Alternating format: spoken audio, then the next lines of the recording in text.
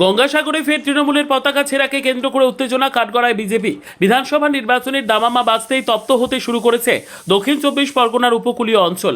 গতকালের ঘটনার রেশ কাটতে না কাটতেই আজ আবারও তৃণমূল কংগ্রেসের দলীয় পতাকা ছিঁড়ে ফেলার ঘটনাকে কেন্দ্র করে ব্যাপক চাঞ্চল্য ছড়ালো গঙ্গাসাগরের মুড়িগঙ্গা 2 নম্বর গ্রাম পঞ্চায়েতের বৈজবাড়ি এলাকায়। স্থানীয় সূত্রে জানা গিয়েছে, বৈজবাড়ি এলাকার 27 নম্বর বুথে তৃণমূলের অসংখ্য দলীয় পতাকা লাগানো ছিল।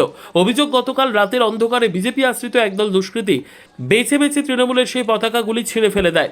আজ সকালে বিষয়টি জানাজানি হতেই ক্ষোভে ফেটে পড়েন স্থানীয় তৃণমূল কর্মী সমর্থকেরা।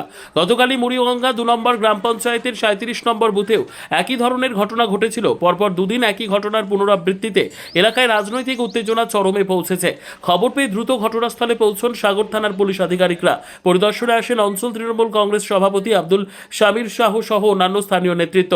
তৃণমূলের পক্ষ থেকে অভিযোগ করা হয়েছে যে আসন্ন নির্বাচনে পরাজয় নিশ্চিত জেনেই বিজেপি এলাকায় অশান্তি তৈরির চেষ্টা করছে।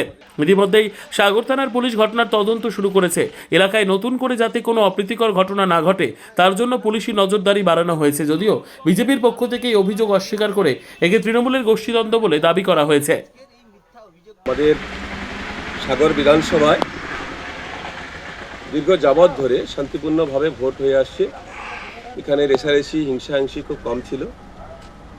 আমরা গত টার্মে আমাদের মন্ত্রী বঙ্কিমচন্দ্র হাজরা ছিলেন, এবারও তিনি প্রার্থী আছেন। সাগর এবং নামখানা মিলিয়ে তিনি প্রায় 50,000 অধিক ভোটে জয়লাভ করবে। এবার মানুষের আশীর্বাদ তিনি নেবেন। বিজেপির যে কয়েকজন আছে যারা কুচক্রী, তারা হয়তো নিজেদের মধ্যে একটা হিংসা তৈরি করার জন্য, গ্রাম্য পরিবেশ নষ্ট করার জন্য গতকাল আমাদের এই অঞ্চলের কিছু জায়গায় ফেস্টুন ছিঁড়েছে, ফ্ল্যাগ ছিঁড়েছে। আজকেরও আমাদের এই বামনখালী মৌজায় 27 নম্বর বুথ, এটা এই বুথে আমরা এই বুথে প্রায় 400-র অধিক ভোটে লিড করি আমরা প্রত্যেকবারই। এবারেও আমরা সেই সংখ্যাটা 500-র অধিক করবো, এই বুথে লিড হবে। তাই বিজেপির কিছু নোংরা মানসিকতার ছেলে যারা রাতের অন্ধকারে তারা এইসব জিনিস করছে, আমরা প্রশাসনের নজরে এনেছি বিষয়টা, প্রশাসন তদন্ত করছে। আমরা আশাবাদী যে এই সমস্ত যারা করছে তারা অতি দ্রুততার সহিত ধরা পড়বে এবং তারা তৃণমূলের কাছে স্বীকার করতে বাধ্য হবে। তাদের এই ঘটনার জন্য ধিক্কার জানাই, নিন্দা জানাই। আমাদের সবাই চাই যে গণতান্ত্রিক অধিকার নিয়ে, নীতি নৈতিকতা নিয়ে সবাই রাজনীতি করুক। এটাই আমাদের সাগরদ্বীপের ভাবনা, চিন্তা, চেতনা। তৃণমূল কংগ্রেস রাজনৈতিকভাবে দেউলিয়া হয়ে গেছে, যে কারণে তাদের আজকের এই মিথ্যা অভিযোগগুলো বিজেপির বিরুদ্ধে করতে হচ্ছে।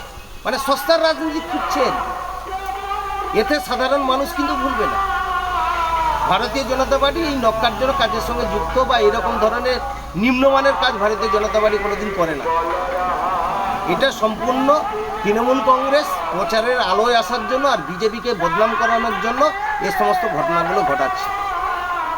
কয়েকটা ফ্ল্যাগ আমি নিজেকে দেখেছি, কয়েকটা ফ্ল্যাগ হয়তো হাওয়াতে খুলে পড়েছে, আর সেটা বিজেপির উপর দোষারোপ চাপাচ্ছে।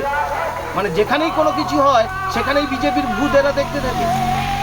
যাই হোক, যতই মিথ্যা অভিযোগ করুক না কেন, পশ্চিমবাংলার মানুষ তথা সাগরদ্বীপের মানুষ এই তৃণমূল কংগ্রেস নামক একটা দুর্নীতিগ্রস্ত দলটাকে এই 29 তারিখ ভোটে তুলে একদম বঙ্গোপসাগরে নিক্ষেপ করবে, এটুকু আমি দায়িত্ব নিয়ে বলতে পারি। আর 4 তারিখের পর তৃণমূল কংগ্রেসের ঝান্ডা বাঁধা লোক থাকবে। এর থেকে আর বলি কি বলুন তো।